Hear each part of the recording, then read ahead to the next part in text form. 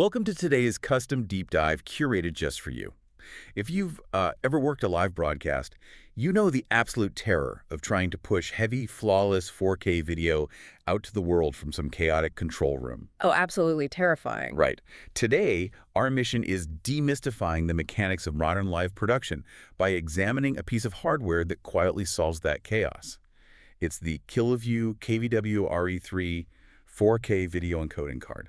So, okay, let's unpack this. Yeah, to set the baseline here, the RE3 is a Rackmount encoder. Its fundamental job in a live production or, a remote transmission environment is to just sit in the server rack, ingest raw video feeds, and prep them for IP distribution. So it's basically a heavy-duty universal translator. I mean, it's doing serious data compression using what, H.265 or H.264 codecs. Actually, yeah. So instead of just generic shrinking, it's like a master digital origami artist. Yeah.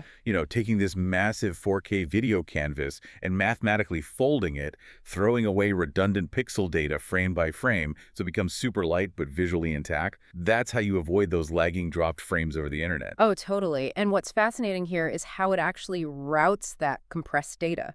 It natively supports an absolute alphabet soup of network protocols. Oh, like what? Well, you've got NDI-HX2, NDI-HX3, SRT, RTMP, and HLS.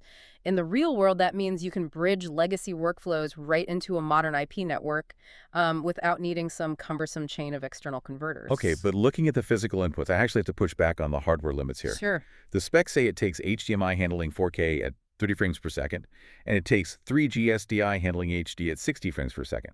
Wait, why would a broadcast setup need both of these wildly different inputs plugged in simultaneously?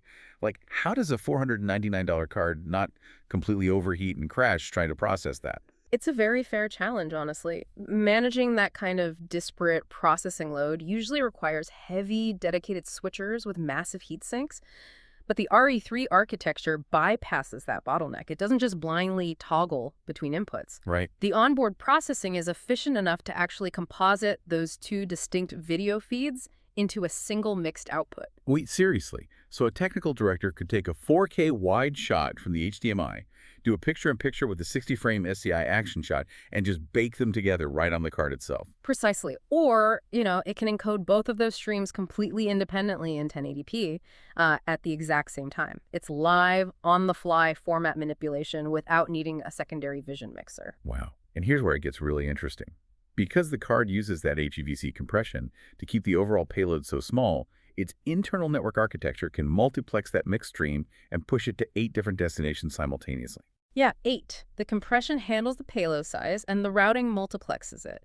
So you're hitting YouTube, Twitch, a redundant backup server, and like an internal viewing portal all at once from one localized box. That's wild. Juggling mismatched inputs and multiplexing to 8 platforms is incredible, but, I mean, a real-world crew needs more than just a signal processor to survive a broadcast.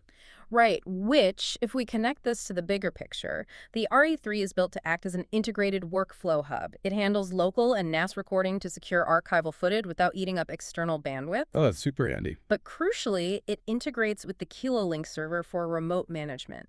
So your broadcast engineer could be sitting in a hotel room 3 states away, just monitoring and configuring the card. It even has the Kiloview intercom system built directly in. Wait, so they can talk to the crew from the card's interface? Exactly. It keeps the whole team connected. So what does this all mean?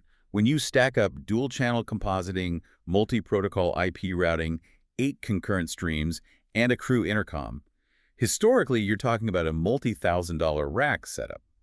But all of this professional utility is sitting at a remarkably accessible $499 price point. It completely disrupts the traditional cost barrier. I mean, it puts enterprise-level processing right into the hands of independent creators and mid-tier production houses. The ultimate takeaway for you today is that the RE3 isn't just another spec sheet.